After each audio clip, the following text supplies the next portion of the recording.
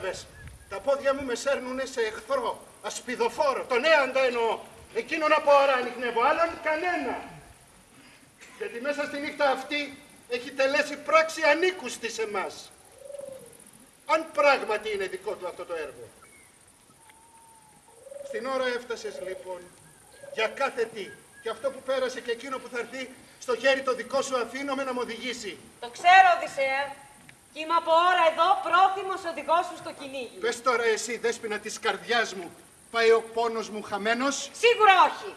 Πέτυχες πράγματι τον ένοχο αυτής της πράξης. Ποιος λόγος όμως κίνησε τόσο παράλογα το χέρι του? Τον θόλωσε η εκδίκηση για του Αχιλλέα τα όπλα. Μα και τι τον έκανε να πέσει επάνω στα κοπάδια? Η ιδέα του πως βάφεις το αίμα σας στο χέρι του.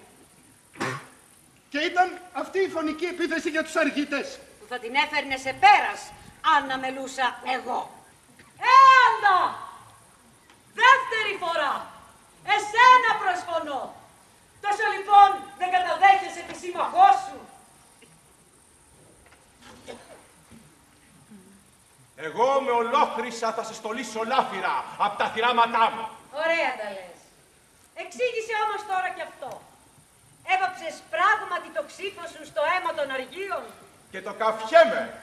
Δεν τα νιέμαι. Πράγματι έστρεψες χέρι φωνικό στους Ατρίδες. Τόσο που πια τον έαντα δεν θα ατιμάσουν. Και του λαέρτει ο γιος με αυτό τι γίνεται.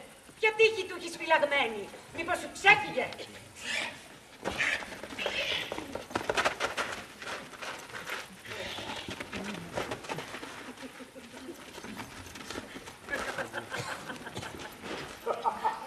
Γιατί την πονηρή Αλεπού ρωτάς που βρίσκεται? Κόρη εσύ του Φρυγίου τελεύταντα μίλησε. Γιατί ήσουν εσύ το αιχμάλωτο τέρι που αγάπησες νύχοντας ο αγέρογος, ο τίμιος Έας, ό,τι αν πεις, πιο καλά εσύ το γνωρίζεις. Αλλά πώς να προφέρω έναν λόγο αμίλητο. Πάθος, ίσο με θάνατο γυρεύεις να μάθεις.